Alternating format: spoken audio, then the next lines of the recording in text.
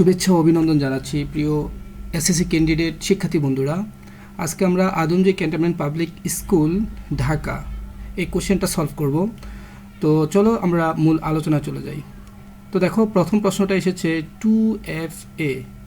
এটা basically use করা হয় সিকিউরিটির জন্য। 2FA মানে 2 ফ্যাক্টর অথেন্টিকেশন। এখন শুধু 2FA না, 3FAও চলে আসছে। এটা সিকিউরিটি পারপাস ইউজ করা হয় যাতে স্ক্যাম অথবা হ্যাকটের শিকার না হইতে হয়। তাহলে এখানে উত্তর হবে 2 ফ্যাক্টর অথেন্টিকেশন। ওকে, পরবর্তী কোশ্চেনে দেখো, what has to be written after starting the run command two delete software. দেখো, এইটা মূলত বাই ডিফল্ট উইন্ডোজের মধ্যে এটাকে বলা হয় রেজিস্ট্রি এডিটর। এই যে রেজিস্ট্রির REG আর এডিটরের EDIT, এই দুইটা মিলে রেজিস্ট্রি এডিটর মূলত ইউজ করা হয় বাই ডিফল্ট একটা সফটওয়্যার, যেখানে কোনো একটা সফটওয়্যার কি ইনস্টল করার যে প্রসেস বা ইনস্টল করার পরে এটার কোথায় লোকেশন সেট করা থাকবে সব কিছুই এই রেজিস্ট্রি এডিটরের মধ্যে বাই ডিফল্ট সেট করা থাকে। ঠিক আছে, তাহলে এটার অ্যান্সারটা হবে রিজিডিট। ওকে, কোয়েশ্চেন নাম্বার 3তে বলেছে how many article under section 7 of right of information act are দেয়ার।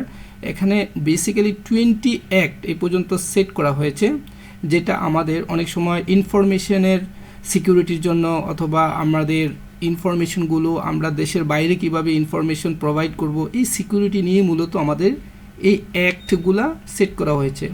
এই অ্যাক্টটা সেট করা হয়েছিল 2009। ঠিক আছে, এটা যাতে মনে থাকে 2009 সালে এই মানে তোমার আন্ডার সেকশনের মধ্যে এই 20 আর্টিকেল কি করা হয়েছিল, ইনক্লুড করা হয়েছিল। ওকে, কোয়েশ্চেন নাম্বার 4-এ দেখো বলেছে which of the following is used for saving the document for the first time. This is the important. First time যদি আমরা কোনো একটা ডকুমেন্টকে সেট করতে চাই তাহলে ওই ডকুমেন্টের একটা নাম দিতে হয় আর একটা লোকেশন দিতে হয়। আর এই ফার্স্ট টাইমে কোনো ডকুমেন্টকে সেভ করতে হলে এটাকে বলা হয় সেভ এজ। ঠিক আছে, সেভ এজের মাধ্যমে কোনো একটা ডকুমেন্টের নিজস্ব লোকেশন সেট হয়, কিন্তু সেভের মাধ্যমে হয় না। সেভের মাধ্যমে আমরা কোনো একটা ডকুমেন্টের নতুন নামও সেট করে দিতে পারি না। ঠিক আছে, ওকে, পরবর্তী প্রশ্ন দেখো বলেছে কোশ্চেন নাম্বার 5। এখানে বলেছে which one is used in illustration group. দেখো, ইলাস্ট্রেশন গ্রুপে কোনটা ইউজ করা হয়, এটা হলো ওয়ার্ড আর্ট। হ্যাঁ, এছাড়া বাকি টেবিল, ক্লিপ আর্ট, ফন্ট এগুলো বেসিক্যালি MS ওয়ার্ডে ইউজ করা হয়। ওকে, পরবর্তী কোশ্চেন বলেছে in which tab is there a paragraph group. দেখো, প্যারাগ্রাফ গ্রুপের মধ্যে যেই ট্যাবটা রয়েছে, দেখো আমি যদি একটু দেখাই তোমাদের, হ্যাঁ এই যে দেখো প্যারাগ্রাফ গ্রুপটা কোথায় আছে, এই যে এটা হচ্ছে প্যারাগ্রাফ গ্রুপ, রাইট। এই প্যারাগ্রাফ গ্রুপের মধ্যে এটা কার মধ্যে আছে, কোন ট্যাবে আছে, এটা হোমে আছে। ঠিক আছে, ফাইন, আশা করি তোমরা ব্যাখ্যাটা বুঝতে পেরেছো। তাহলে এখানে অ্যান্সার হবে হোম। ওকে, এবার দেখো পরবর্তী কোশ্চেন, একটা MS এক্সেলের একটা শিট দেওয়া আছে। এখানে দেখো, এখানে মূলত 3টা রো আছে আর 4টা কলাম আছে, ABCD, আর রো হচ্ছে A1 2 3, রাইট। এবার দেখো প্রথম রোতে নাম, তারপরে basic salary, allowance of basic, তারপরে টোটাল স্যালারি। ওকে, ফাইন। এবার দেখো কোয়েশ্চেনে বলেছে what will be the value of C3।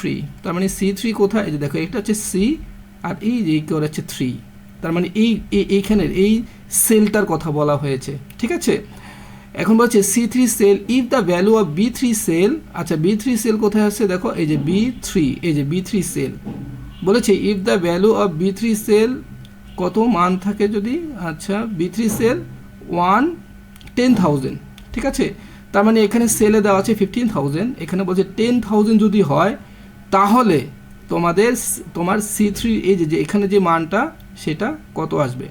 তো দেখো এটা একেবারে ইজি। প্রথমে আমাদের এটা হচ্ছে বেসিক স্যালারি, এখানে আমরা 10,000 নিব, 10,000 1 2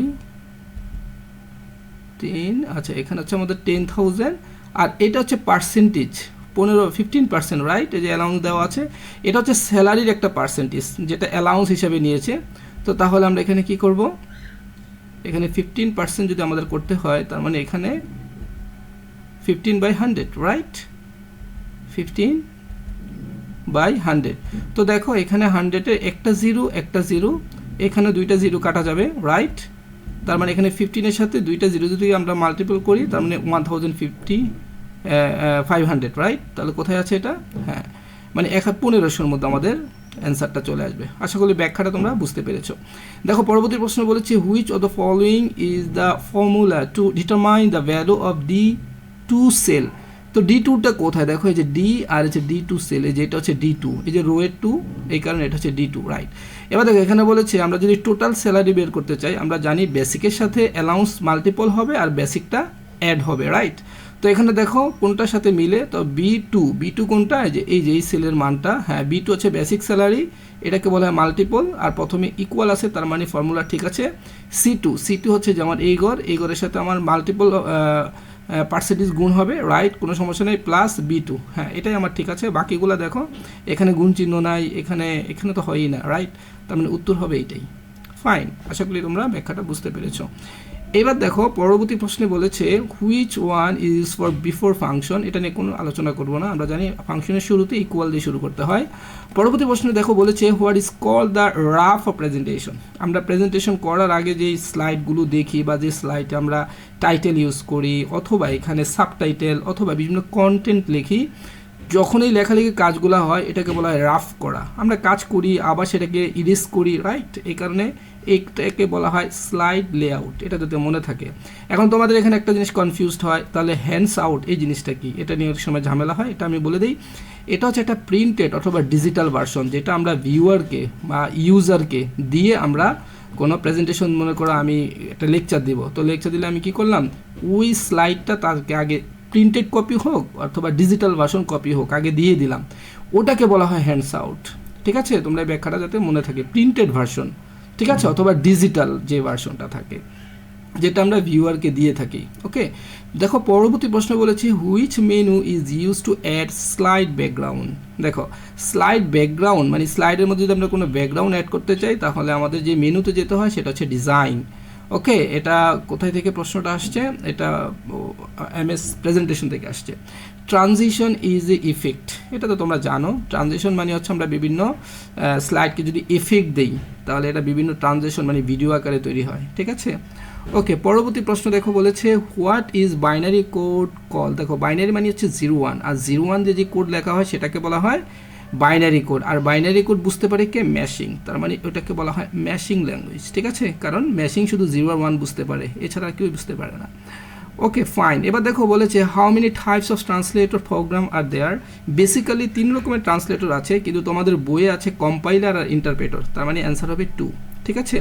পরবর্তী প্রশ্ন বলেছে, what should be done after downloading the application. একটা মানে তোমাকে ভুল করাইতে বাধ্য করার মতো একটা প্রশ্ন। যেমন সবাই এটা দেখলেই মনে করবে যে ডাউনলোড করার পর আমরা কোনো একটা অ্যাপ্লিকেশন ডাউনলোড করার পরে রিস্টার্ট, বেসিক্যালি অ্যাপ্লিকেশন ডাউনলোড করার পরে সেটাকে ইনস্টলেশন করতে হয়। আর প্রশ্নটা যদি এরকম হতো, what should be done after install the application, তাহলে হতো অ্যান্সারটা রিস্টার্ট। এটা কিন্তু একাধিকবার পরীক্ষায় দুইভাবেই আসছে, তো এখানে একটু কনসার্ন হইতে হবে, প্রশ্নটা খেয়াল করে অ্যান্সার দিতে হবে। ওকে, পরবর্তী প্রশ্নে বলেছি, what can not be the first character of A variables name. Definitely number কখনো ভ্যারিয়েবলে প্রথমে ইউজ করতেই পারবো না, তোমরা জানো এটা। ওকে, পরবর্তী প্রশ্নে বলেছে, দেখো which one of the following variable name is incorrect. এখানে ভুল কোনটা? এই যে অ্যাট দ্য রেট অফ আছে, কোনো ভ্যারিয়েবলে অ্যাট দ্য রেট অফ থাকতে পারবে না। ওকে, দেখো পরবর্তী প্রশ্নে এখানে বলেছে, how can the value of the variable time. মনে করো আমি একটা টাইম নামের ভ্যারিয়েবল নিলাম, এই ভ্যারিয়েবল আমি 5 রাখলাম, রাইট? মনে করো 5, 10 যাই হোক রাখলাম, তো আমি এটাকে এখন প্রিন্ট করব, এই কথাটা এখানে বলেছে। তাহলে প্রিন্ট টাইম, তাহলে 5 প্রিন্ট হবে। তাহলে প্রিন্ট টাইম কোথায় আছে? যে এখানে আছে, এখানেও আছে, বাট এখানে একটা কি আছে, সিঙ্গেল কোটেশন আছে, আর এটা তারা স্ট্রিং বোঝায়, ঠিক আছে, আর বাকি দুইটার ফর্মে ঠিক নেই। ওকে, তার মানে অ্যান্সার হবে সি। ওকে, তারপরে দেখো প্রশ্ন বলেছে, ইফ মার্ক 85, দেখো এটা একটা whole number, right? What be the data type of the mark variable. এটার যেহেতু এই মার্ক ভ্যারিয়েবলের মধ্যে 85 নিয়েছি, আর 85 যেহেতু একটা হোল নাম্বার, তার মানে এটাকে ইন্টিজার নাম্বার, তো এটার ভ্যারিয়েবল এই ডাটা টাইপটা হবে কি? ইন্ট, এটাকে আমরা ইন্ট বলি, রাইট? ওকে ফাইন, তারপরে প্রশ্ন দেখো বলেছে, what data type is 93 point. এটাকে একটা ডেসিমাল নাম্বার, রাইট? তার মানে ফ্র্যাকশন নাম্বার আছে, তার মানে এটা ফ্লোট। এটা নিয়ে ব্যাখ্যা করার কিছু নেই, তোমরা এগুলো খুব ভালো জানো। ওকে, পরবর্তী প্রশ্নে দেখো বলেছে, which of the following is not a type of casting function. দেখো টাইপ অফ কাস্টিং ফাংশনের ভিতরে ইন্ট, ফ্লোট, স্ট্রিং, তোমরা জানো whole number, float, decimal number, string মানে হচ্ছে স্ট্রিং যেখানে আমরা বিভিন্ন ক্যারেক্টার নিয়ে কাজ করি, আর নাম এটা বলতে কিছু নাই, তার মানে অ্যান্সার হবে এইটাই, মানে এখানে কোনটা না একটু খেয়াল করবা। হ্যাঁ, ওকে, পরবর্তী প্রশ্ন দেখো বলেছে which operator is used when the operands on left and right are not equal. তোমরা একটু দেখো, এটাকে বলা হয় লেস দেন ইকুয়াল, এটাকে বলা হয় গ্রেটার দেন ইকুয়াল, এটাকে বলা হয় ইকুয়াল ইকুয়াল, এগুলো সবগুলো রিলেশনাল অপারেটর, আর এটাকে বলা হয় নট ইকুয়াল। তোমার প্রশ্নতে যেটা ভুল করবা, যদি একটু কনফিউশন করতে চাইতো, যদি একটা অপশন এরকম দিত তাহলে তোমরা কিন্তু ভুল করে ফেলতা। তাও একটু সতর্ক হবা এই জায়গায় যে আগে এক্সক্লেমেশন দেন ইকুয়াল, এটাকে বলা হয় নট ইকুয়াল। ঠিক আছে, ওকে, পরবর্তী আর এগুলো আছে সবগুলো রিলেশনাল অপারেটর, এটাও যাতে মধ্যে থাকে। দেখো এখানে বলছি which statement use to perform A conditional operation in a Python. দেখো কন্ডিশন মানে হচ্ছে ইফ, ইফকে বলা হয় কন্ডিশন, আর হোয়াইল, ফর এগুলাকে বলা হয় লুপ, মানে রিপিটেশন কোনো কাজ করতে গেলে। আর কন্ডিশন মানে হচ্ছে ট্রু ফলসের মতো, ট্রু আর ফলস এরকমভাবে ইফ এলস বা ইলিফ একাধিক কন্ডিশনের জন্য ব্যবহার করা হয়। ওকে, হোয়াট শুড বি 24 প্রশ্ন বলতেছি, what should be used in a program to perform the same task repeatedly. এটা একটু আগে বলেছি লুপ, আমরা একই কাজ বারবার করতে চাইলে যেরকম লুপের মতো ঘুরে আবার এই সেন্টারে এসে আবার কাজ করা, এটাকে বলা হয় লুপ। ঠিক আছে, বা রিপিটেডলি একই কাজ বলা বা ইটারেশন বলা যায়।